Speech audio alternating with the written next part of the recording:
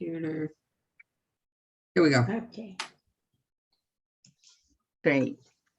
Buenos dias. Good morning. Rosa Lizardi with the Latin American and Caribbean Committee of the Loretto community. Welcome. I'm going to say a prayer for immigrants. I'm going to combine it English and Spanish. Our journey through life is long and hard. We cannot make this trip alone. We must walk together on the journey. Nuestro viaje por la vida es largo y duro. No podemos hacer este viaje solos. Debemos caminar juntos en el camino. In the refugee family seeking safety from violence, let us see your spirit. In the migrant worker bringing food to our tables, let us see your spirit. In the asylum seeker seeking justice for himself and herself and her family, let us see your spirit. En la familia refugiada buscando seguridad frente a la violencia, déjanos ver tu espíritu. En el solicitante de asilo que busca justicia para sí mismo y su familia, déjanos ver tu espíritu. En el niño no acompañado viajando en el mundo peligroso, déjanos ver tu espíritu. Teach us to welcome not only the strangers in our midst, but the gifts they bring as well. The invitation to conversion, communion, and solidarity. This is the help you have sent. We are not alone. We are together on the journey, and for this we give you thanks. Estamos juntos en el viaje y por esto damos gracias. Amen. Amen. Amen. Thank you, Rosa. With the revival this week of that legislation. Morning, Paulette. Nice to see you. Okay, so I'm Sally Dunn, also of the Latin America Caribbean Committee for the Loretto community. And I am really happy to see you all this morning and to give you all an opportunity to hear from two of our newest partners that LACC is forging a relationship with as a result of our trip to DC. About half the committee took part in the Poor People's Campaign March in DC and had the opportunity to meet with some people in DC who do advocacy work around the same issues and topics that we're all concerned with. So I'm going to introduce our two speakers in just a moment. First of all, I just wanted to tell you all that I saw a headline this morning. I haven't been able to look into it at all, but it says that Pope Francis launched a video campaign to highlight the spiritual and cultural contributions of migrants ahead of September's World Day of Migrants and Refugees. So I don't know what that might be. Might be some really good information, good material for us. We'll probably look into it and send something out on the LACC listserv. Okay. So with that, I'm going to introduce our speakers to you. I'm kind of sorry that our partner Paulina from Espacio Migrante in Tijuana is not with us, because it was only through Paulina's grace to introduce us to people in DC that she has worked with in the past. She introduced us to a number of different organizations in the DC area, and we had a wonderful 2-hour meeting with them while we were there. And two of them have graciously agreed to be with us this morning and to tell us about themselves and their organization and their work. So I'm going to give you a brief introduction of each of them right now, and then I'll turn the program over to them. Okay, so we have with us Daniela Bergi Palomino. I hope I've said your name right, Daniela. She is the co-director of the Latin America Working Group in DC. And this organization engages in transnational advocacy and campaigns related to human rights in Mexico and Central America. They also deal with migrants' rights and border issues. The Latin America Working Group mobilizes concerned citizens, organizations, and networks to call for just U.S. policies towards Latin America and the Caribbean. seems like an organization that Loretto would certainly like to have a closer relationship with, and we'll be pursuing that in the immediate future. We also have with us Yael Shaker. Again, I hope I'm pronouncing your last name correctly, Yael, who is the Deputy Director for the Americas and Europe at Refugees International. And this is an organization that advocates for life-saving assistance, human rights, and protection for displaced people, and promotes solutions to displacement crises. Okay, so I'm going to turn the program over to the two of you. Daniela, maybe you could speak to us first, and then we'll hear from Yael. Thank you both. Yeah, sure. Do you hear me? Does everyone hear me? Okay. Great to be with everyone here. And I think this is a great way to follow up from our meeting in DC. And I just think there's a lot of room for collaboration and coordination moving forward. So yeah, again, I'm Daniela Bergi Palomino, originally of Swiss and Peruvian parents, born and raised in New York City. And I've been with the Latin America Working Group, or LOG, for the last 7 years here in DC, primarily leading their migrant rights work.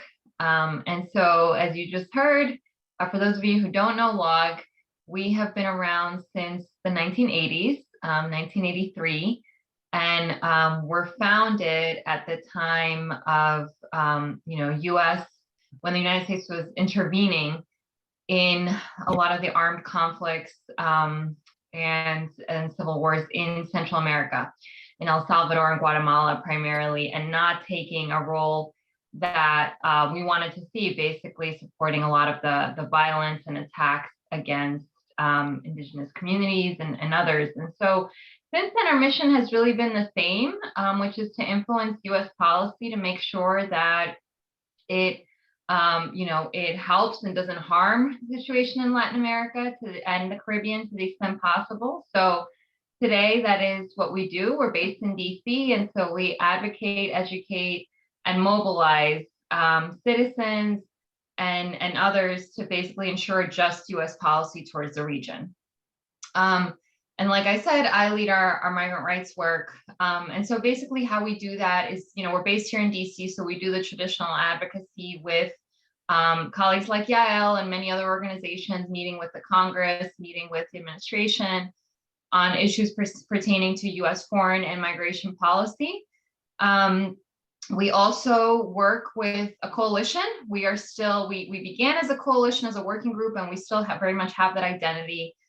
We work with over 50 US-based organizations that in some way or another are influencing US policy towards Latin America and the region themselves. And there's a list on our website. It's a very diverse coalition of faith-based, environmental, immigrant rights, labor organizations. And we would again love to have, think about ways that we can work closer together, maybe bring in the Loretto community into that coalition.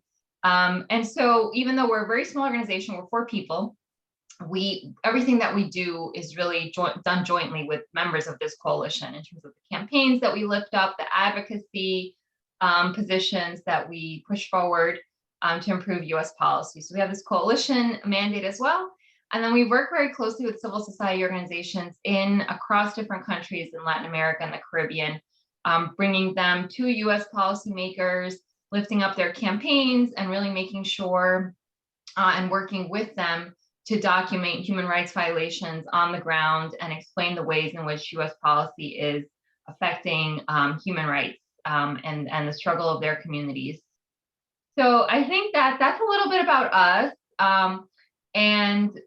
I wanted to share just a couple of the issues I think that we're working on right now or that are keeping me busy these days. When I mentioned civil society partners in Latin America, we do also work very closely, obviously, with partners on both sides of the US-Mexico border. And that is one of the issues that we've been working on very closely, or that I've been leading for the last couple of years, which is focusing on the anti-asylum policies that are in place at the border, keeping people still out, that started under the Trump administration. And that are still continuing, which of course many of you have seen the direct impact of on the ground, on the border, And obviously I'm referring to Title 42 and the Remain in Mexico policy. So we're working very closely with advocates in DC and on the border to really, push for a final end to these policies. Our advocacy has resulted in some wins that you also have been a part of, with the announcement of the lifting of Title 42.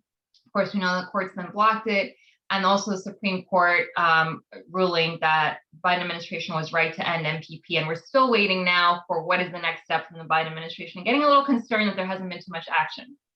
So, we would love to partner on how do we build support for longer term restoring access to asylum and really removing these policies once and for all. We've just published a graphic that I'll make sure to share with you all on both of these policies.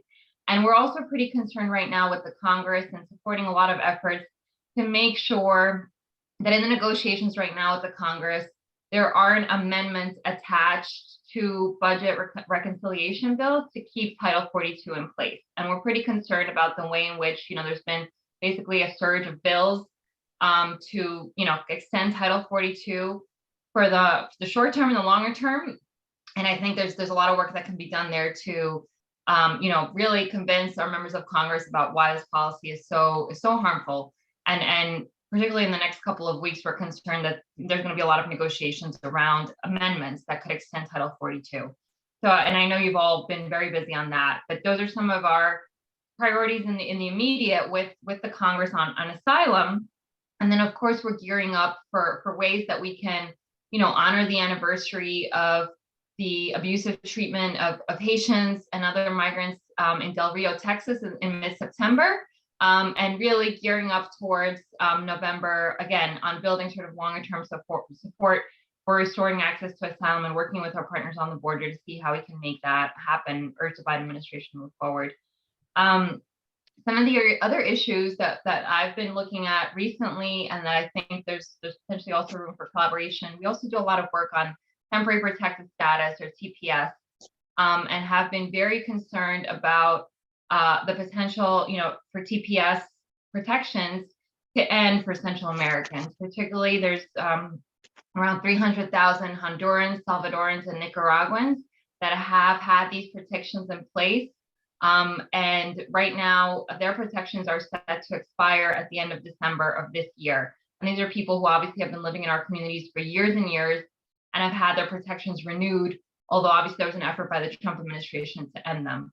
So, and there are recent, these protections were provided because of things like hurricanes and earthquakes, particularly with Honduras and El Salvador. And these are ongoing sort of natural disasters that are still affecting these countries.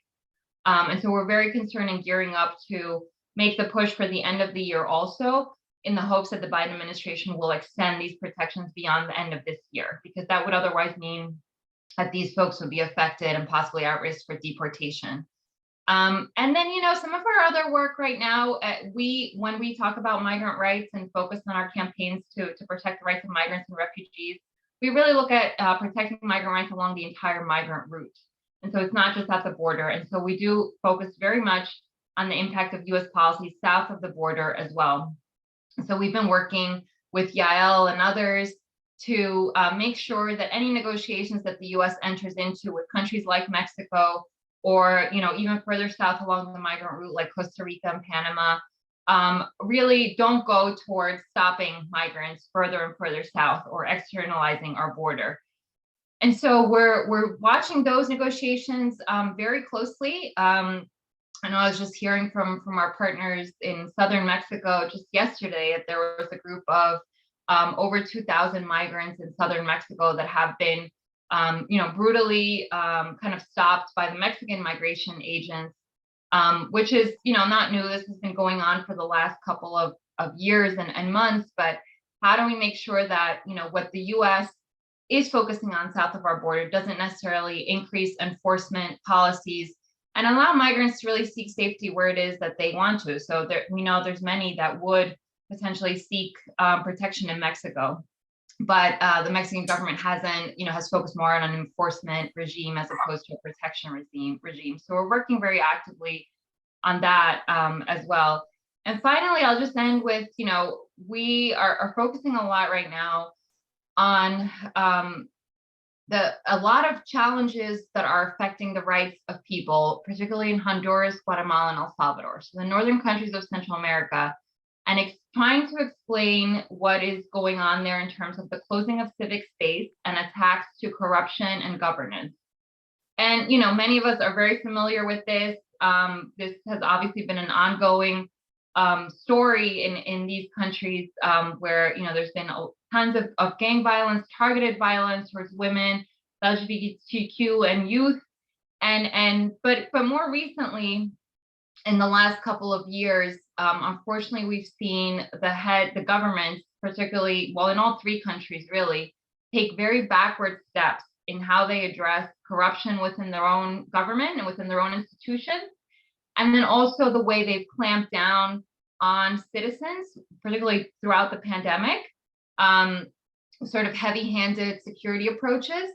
And now we're actually seeing even worse steps, which is that there's been a sort of closing of civic space for organizations, human rights defenders, indigenous communities to do their work. And so, for example, in Guatemala, we've seen efforts, supported by the president and the attorney general there to basically root out, kick out independent justice operators. There's been over 24 justice operators. We're talking about independent judges and prosecutors that have had to flee the country, Guatemala, basically the brain trust of the justice system in Guatemala. And that means that, then citizens don't have access to justice, and sort of these corrupt forces are allowed to continue operating under, with corruption and robbing citizens from basic services. There's also been really strict anti-NGO laws put in place in Guatemala and El Salvador that restrict the work of organizations to do their work, with basically, harsh registration requirements and, arbitrary ways that they can be called out for, quote unquote, disrupting the public order and those things. And basically, it makes it very easy for organizations to be shut down. And then we're also seeing the impact of all this on indigenous communities defending their land, because as corrupt forces have taken over, government institutions that are supposed to defend access to justice, a lot of cases from the armed conflict that really, where we saw brutal acts of grave crimes against humanity, towards indigenous communities are sort of being stopped because justice systems are being co-opted, like I said, by corrupt networks. And there's also been more of a clampdown on indigenous communities defending their lands and territories. And so we know that all of this, and the same thing has happened, a very similar sort of playbook has been played out in El Salvador too, under President Bukele, with a state of exception that's just been renewed for 4 months. Over 45,000 youth have been targeted under this state of exception, arbitrarily arrested, detained, and a lot of restrictions to freedom of movement, and families not really knowing where their sons are being held in prison.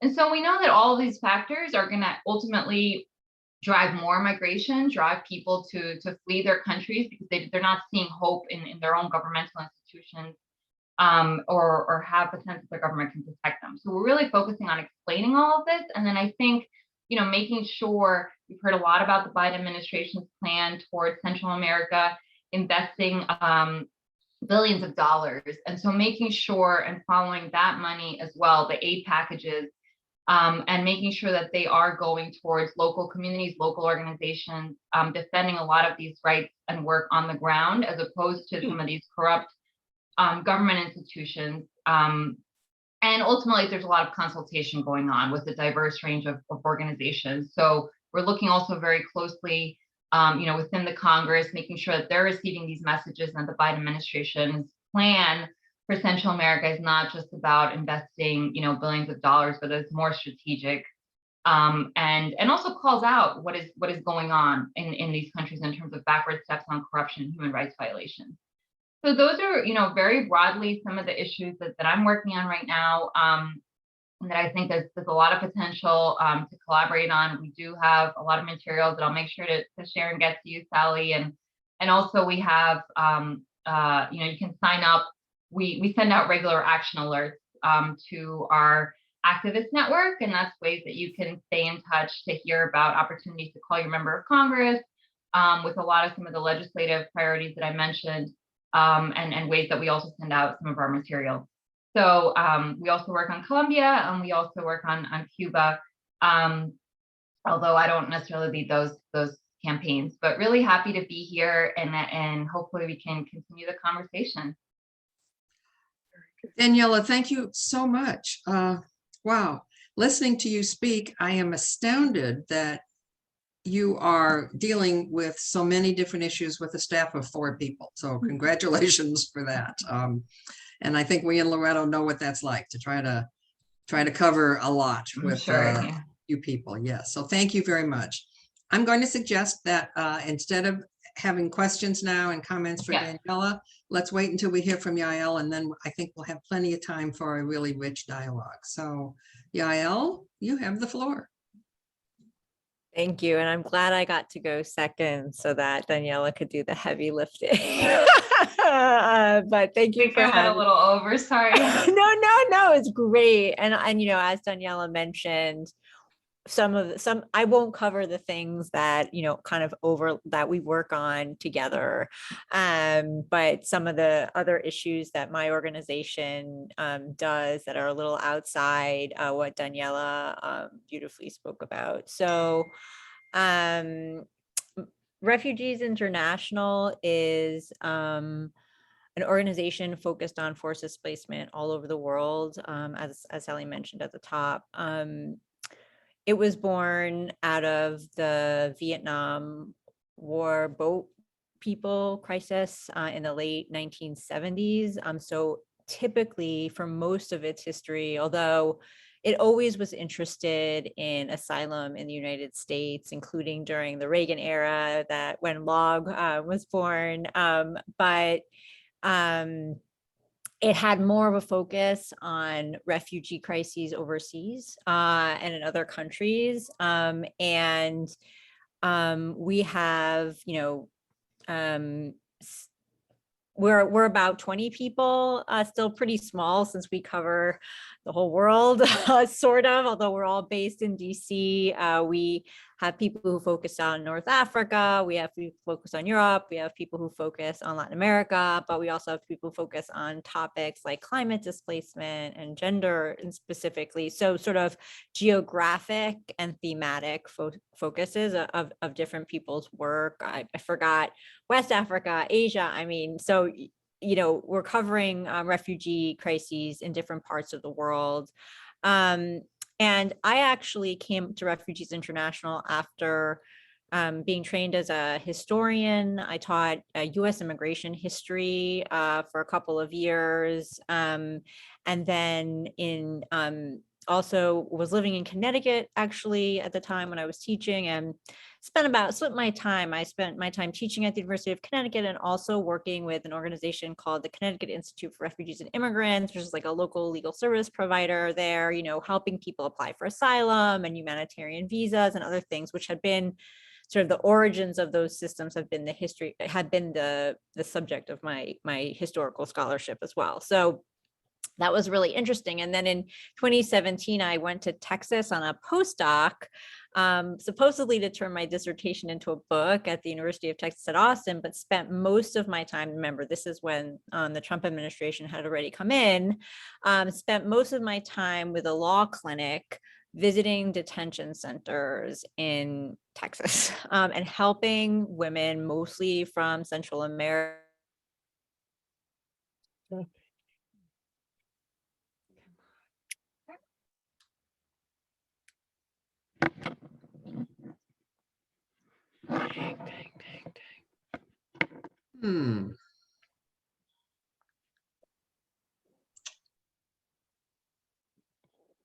I wonder if we're going to lose her, and maybe she can come back in.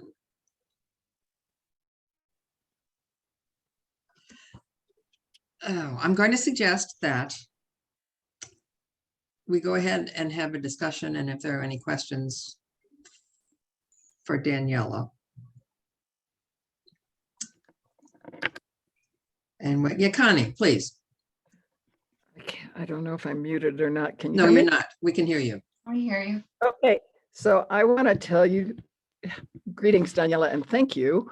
I'm in Guatemala, and I want to tell this group that because I represent a much older piece of Latin America committee history from the dark ages, that indeed the Latin America and Caribbean Committee has been allied before with the Latin America Working Group, especially when we were doing accompaniment and other things. So I don't know that, I can't remember exactly the degree of our alliance, but it will be something similar as to now, probably some financial and certainly what we can do to advocate with one another. But the other piece, Daniela, that I want to just tell you specifically about is that there has just been a guy here on a Fulbright scholarship who has stayed with me. And for 3 months, he's been working on, he's been investigating corruption in Guatemala, exactly what you were talking about with the judges having to flee, et cetera, et cetera. So if you like, I will put you in touch with this Fulbright scholar who's doing his PhD on the topic of the corruption in this area.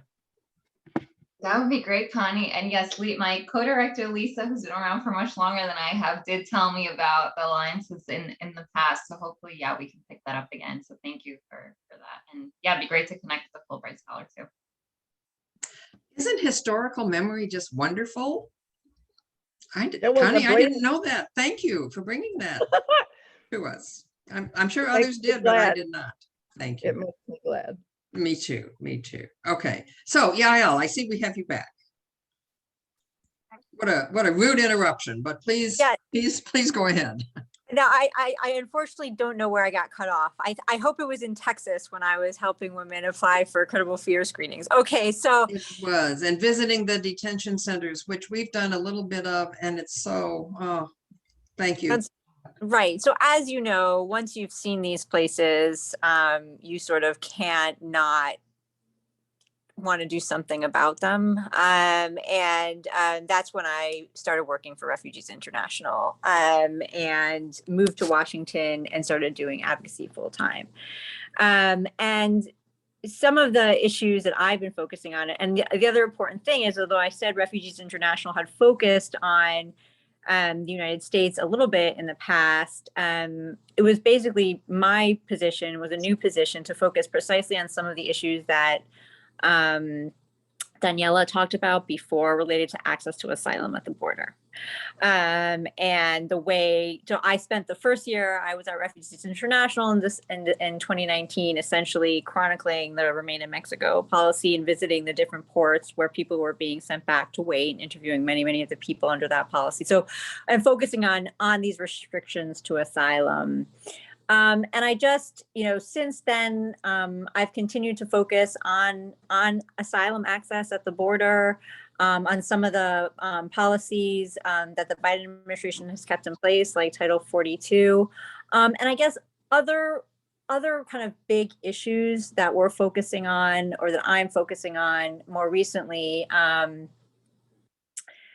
really highlight some like big trends I was hoping to talk to you guys about and hear what you think about in terms of how we actually make progress on some of these issues, some of which Daniela highlighted, and some of which, so I guess some questions for the group about how to address some of, how to really push the needle forward on advocacy, because so many of the problems seem to that we're facing with now are actually quite long-standing. And though the Trump administration made this clear to everybody and made things much worse, a lot of these problems go back many years. So the first thing I wanted to highlight, and something that I've been seeing most recently in my work, is the issue related to sort of the arbitrariness, cruelty, and sort of Kafkaesque bureaucracy that asylum seekers go through here in the United States. So even if you did get access, well, first of all, getting access at the border has now become, with Title 42 in place, extremely arbitrary, very limited. I've been very involved with getting people exemptions through Title 42. Since I visited Tamaulipas, I've in this spring, and I think I mentioned this when you guys came to DC, I've gotten hundreds of requests for help from people, both from Central America and from Haiti, who are waiting on the Mexican side of the border in Piedras Negras and Reynosa for help getting these exemptions to cross. And I filed for many of them, but even if they're the lucky couple a day that manage to get through this exemption process, once they get to the other side of the US border, we're now seeing, they don't have attorneys to help them get through their immigration cases. So they may get into the United States, which is great, but without an attorney, their relief that they'll be able to achieve will be minimal, and it'll be because of our complicated asylum system. And the other problem that I know you guys are very, very familiar with, and one that I focus on a lot, is what we've devoted our resources on since essentially the 1990s. And a big question I have is, we've built up, as you've seen, a very unaccountable Border Patrol detention system. And, as the population of arrivals has shifted most dramatically in the last decade to be, families with children coming to the border, we have done very little, zero practically, to improve the reception of asylum seekers on the US side of the border, and to really change the narrative around welcoming asylum seekers from Central and South America and beyond. And I say this, I don't know if people have been following what's been happening recently with the buses coming. Governor Abbott and Governor Ducey from Texas and Florida have been sending buses of people after they're released by DHS to Washington, D.C., where I currently live, me and Daniela currently live. And it has actually created a kind of political firestorm, because the Democratic mayors here, and also in New York City, where many people are going from Washington, are handling it terribly. They are calling for the National Guard to be called out.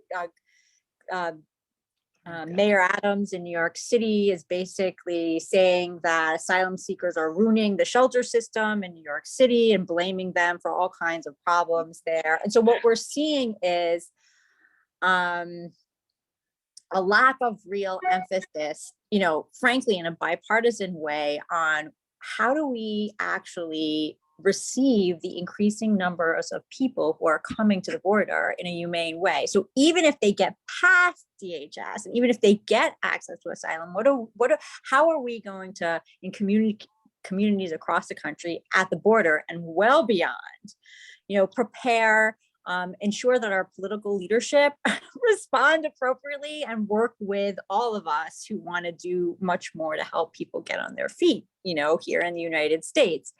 And I do have to say, I welcomed a Congolese family who had come from Texas, and then drove them to the airport, and they went over to Seattle. It was just, there's so much that's being done in a way that doesn't make much sense, and also has not really led to the right kind of politics and narrative and support, all three things for the people coming in. And another thing that's very apparent, and the last thing I'll say, is that, as Daniela mentioned as well, the protections that do exist here are not adequate to the forced displacement challenges that we have today. The key example for this is people displaced by climate issues. Daniela mentioned that we do have temporary protected status, and that we've used that for many people who from Central America who have been affected by hurricanes and other climate related issues. But TPS actually is not a pathway for new people coming. It's a protection for people who are already here. And that means that a lot of the people coming, who are going to increasingly come for these reasons, don't really have pathways. One thing, the last thing I'll say, one thing that people have proposed is, and what the Biden administration has tended to turn to these days with other populations who my organization is interested in, for example, Afghanis who are coming in the wake of the US withdrawal from Afghanistan, Ukrainians, who many of you may have seen come in at the border in a kind of exceptional program and who are coming. It's using this old program that the United States used to use before we had a refugee resettlement program, before we had really an asylum system. It's using this parole process, which basically allows people in temporarily, and is in fact many of the ways that these exemptions from Title 42 are working at the border. People are getting paroled in. And what it is a very discretionary and seemingly arbitrary process that the executive can use, which could be good, but it's being used in disparate ways, and it doesn't really provide people with a pathway to permanent status in the United States. There's also been some discussion of, how do we improve the system of increasing how many refugees we receive in the United States each year, which the Trump administration decimated. And how do we fix the problem I discussed before, like the lack of support for reception, for sponsoring, for receiving people in need of protection all over the country. And I think, there's this idea that the traditional ways we've done this work through the refugee resettlement system and the resettlement agencies isn't like fit for purpose and all. We need maybe one that's focused on local groups like yours and ours working together to try to find ways to get local political leadership and others on the ground to really support not only the welcome of Afghans and Ukrainians, but all these asylum seekers coming from south of our border. There's this elaborate welcome.us organization that's been set up to sort of promote American receptivity to Ukrainians and Afghans and to really welcome them. But that's not really extending just yet to the people coming at the border.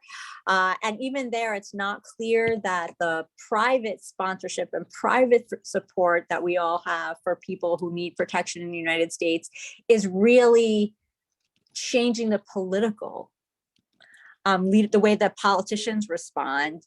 And that's that's like what we're seeing in DC and New York, which are really cities that are very welcoming, but the politicians aren't necessarily reflecting that kind of thing. So how do we really work on this? Create new protections for people that meet the needs for why people are seeking it. And actually, I think one of the key issues to allow for asylum access, the reason I was hired to work for Refugees International, to kind of keep that access to asylum at the border available for people that Daniela and I have been fighting for a couple of years. I do think that the reception piece, like what happens on the US side, how we receive people, if we don't get that right and we don't figure out how to get political support for receiving a lot of people, we're not going to be able to keep the asylum open. We're not going to be able to keep that act. So they have to work together, asylum access and how we receive people and get support for receiving more people locally and nationally are connected issues. And so that's something that I wanted to ask your thoughts on how you think, from your perspective, we can really foster local and political support for receiving and welcoming more people at the border. So thanks so much for your time. And I have one other thing that I raised when you all were in DC. That is another thing that we might collaborate on, which is the problem of sort of vigilantism at the border. I also see that issue as is sort of impeding your work, and kind of along the lines that Daniela was saying, the sort of criminalization of NGOs. I actually think, that is happening not only, unfortunately, in places like Guatemala, but in states like Texas and Florida, where some of the political leadership are actually going after NGOs hand in glove with some really right-wing groups who want to steer that direction. So how to actually push back against that is something I'd be happy to work with you all on, especially if it's affecting your work locally. So thanks so much for your time. Thank you, Yael. It's a shame you don't have a few more issues to put on the table here. That's a lot. That's a lot. Once again, I don't know how you keep your hands in all of it, but we applaud you and your work and your organization's work. Now, I am sure that we have lots of folks who have either questions or comments they'd like to make. However, we have 15 or 20 minutes left.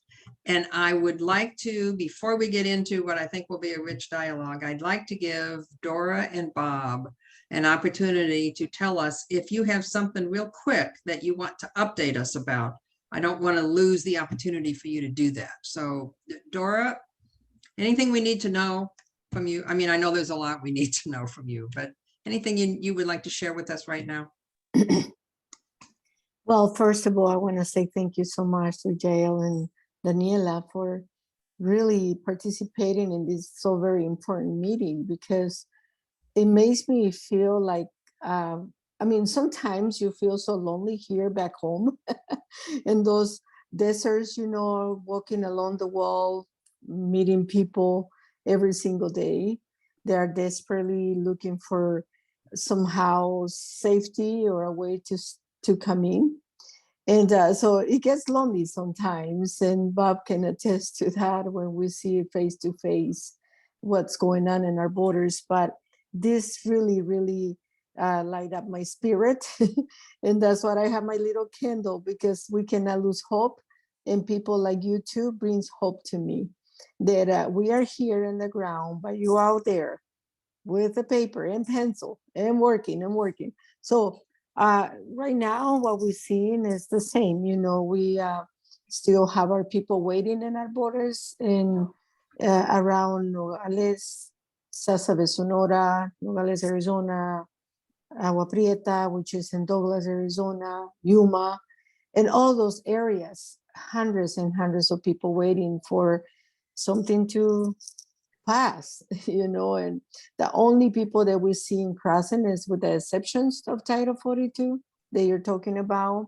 And the numbers are maybe 10, 20 a day when we have thousands waiting. So this needs to stop. And I thank you so much really for continuing to do the so very important work. We're here. Anything you need from us, any story, any number, anything, we are here. So thank you so much. And as you know, yeah, you have a lot on your plate. And I was listening to you both when you were mentioning El Salvador. And yes, our new president is just doing the same thing that the others have done in a very, but he's very fashionable how he's doing things, really. Because people in our country, I will say that 85-90% of the country supports him, and it's because, and then that's scary, because he is really hitting into the games, you know, and that's how he's drilling in people's brain for safety for the country. So he's able to get away with that. Yeah, we have a lot of work to do, and we are already seeing Salvadorians in our borders trying to cross. There are some of them with lots of tattoos in their arms, their neck, because that's the people they're being targeted in our country. But thank you so much. And we're here also to give you any information you need if we have it. Thank you. Thank you, Dora. Thank you To so both much. of you. Thank you. Bob, what do you have to tell us this morning? First, again, thanks to Daniela and Yael for the information and the work that you're doing. And I appreciate the opportunity to collaborate with you both because we know what's happening here. And it's so important to know what happens beyond our borders. And yet the process, as Dora said, people are moving slowly through the borders. And Yael, you said something that I've noticed for years and years and years, that so much of this stuff is arbitrary and random, and there seems to be oftentimes no reason for what happens. You know, and I just had a family that messaged me that was in Nogales for almost a year. Now they are in Florida, but you know, the journey is not over. You know, there's a lot of work for them to do, and without legal representation, it's going to be very, very difficult. So I look forward to this opportunity for us to collaborate with you all so that we can be better informed at both ends and to find out what it is that we can do from here to help. So thank you so much for the work that you do. And things are crazy here at the border, in the desert, and in Nogales as well. And the one thing that really saddens me now is that almost every time I'm at the Comodoro, the last few times, people have talked to me about Border Patrol abuse. And that really, really concerns me that they've operated with impunity in the past, and now it seems to be happening even in greater numbers. And so I really want to keep an eye on that. So thank you both so much, and thanks for the opportunity to share. Thank you. What I Thank can you, share. Bob. Okay. Thank you very much. Okay, the floor is open. Who would like to pose questions or comments?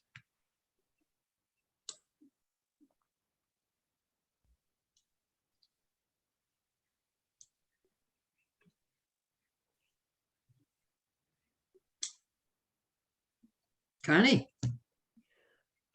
You know, I was just really moved by Yael's questions. I think that they are conversations that are, it's good to have a much more collective conversation about it, because it's clearly not something that one person can do. When I think about the fact that the families that are coming up and the dislocation in a jillion different forms, I sort of like, I want to have a conversation about, like, if I know people who want to go, who can we find up there that might sponsor a family? How do we begin to talk about what the Sanctuary Network did when it literally moved people and knew how to make the connections that were safe? We need a broad conversation at all the grassroots levels to see what little kind of dribbles we can do to make something coalesce that will provide safe passage. I just am moved by the question, because it isn't something the government's going to do a diddle about. But I do think that if we just figured out one human thing to do to one human next thing, something could happen. I don't know what it is. I just know the question is the right question. But if we don't start asking it broadly and say, yeah, we could do one step here and one step there. If I had some place to send the names of people that I knew who are going, or who have landed in detention and gotten abused and all the other stuff, if the people here knew that there was one safe little step that they could take, they didn't have to use the coyotes, we could use, who knows what we could do. Yeah. It's the right question. Yael, Daniela, you want to respond? I mean, I think, I've been reading a lot about, thank you for saying that. That's exactly what I was hoping, because I feel like in Washington, D.C., I'm in a bubble here, and a policy bubble that isn't quite asking this question, and certainly isn't asking it beyond, this little sphere that I'm in. And I also think that, I've been reading a lot about the New York situation. I grew up in New York, like Daniela, and, New York is a city full of immigrants. So it's just, DHS and, is basically putting on the paperwork that people, when they release people, like, go to Catholic Charities in Midtown, and see you later. And they're showing up there, and Catholic Charities is like, this is our corporate office in New York. This is not a shelter. We don't know what to do. And then worse, so they help people get into the New York shelter system, or what would be great is if they had a list where they could send people, homes of people, because I'm sure there are a lot of folks in New York who would welcome. And then not only that, Catholic Charities is then so after they send people on their way, Catholic Charities is a couple of weeks later getting a form from the immigration courts being like, this is where that family that you sent away a month ago has to appear in court, you know, and they're like, how am I going to figure out where these people are? So again, the network of support does not exist. And frankly, the Republicans and people who are anti-immigrant are using this failure of coordination and support against it and be making it an argument against keeping the border open, which is why, you know, and saying like, look what a mess this is. These people aren't showing up to court. You know, they're setting the system up to fail. Yeah. Yeah. And that's what and so exactly what you're saying, we do need to figure out, because like you said, I'm not sure the government is going to do it. So we need to figure out how to do it and then say, hey, government, we've got this system. You should scale this up. You know, can you help? You know, that kind of thing. Can we pilot things? What can we do? Because right now what we're seeing is the arbitrariness and chaos that was mentioned. Yeah, just quickly. I mean, I've gotten the same question so many times, Connie, from partners in, you know, in Mexico, in Guatemala and Honduras, just over and over, you know, what are the organizations on the border? What about in this particular state? Who can I connect this family with, you know, et cetera. And I forgot to say that I actually started working more like in the region in Mexico. And I got to meet a lot of the organizations that I work with now when I started this work on migrant rights. Over the years, I've seen like tons of lists, you know, and there have been some efforts to put together lists, whether it's for a specific state or even like networks of civil society organizations and shelters like along the route. But you know, there's tons of them, and I don't even like, I wouldn't be able to point to one. I've just seen them over the years. People are constantly asking me these questions, so I don't know. I think there's I'm sure like somebody is working on consolidating them, but I think your question is much deeper. It's not just about lists that we can get out. It's really much deeper about, you know, having a longer term conversation about this and like sharing examples from, you know, what's been happening in DC and New York, like Yal was saying, and then, you know, even how organizations in Southern Mexico also are receiving people there with the Mexico-Guatemala border, and then connect with, you know, families trying to cross from Honduras and Guatemala. And there are those small efforts. I think it's just a matter of how do we start having these conversations together and sort of really cross-border and really transnational. So just completely agree with you and echo the frustration and need. Rosa. Great discussion. Well, a couple of things. One is Paulina did send me a WhatsApp and she sends her apologies for not being able to join. She's like, oh, I really want to join knowing that DC people are there. But she was off and came back and hadn't finished going through all her emails and had a commitment. So maybe we can, you know, have her for the next time. Great discussion. I also want to acknowledge, you know, Daniela, when you're talking about the challenges of the closing of civil society space in Honduras, Guatemala, El Salvador, also in Nicaragua, and I invited my friend Fidel, and he's here, Moreira.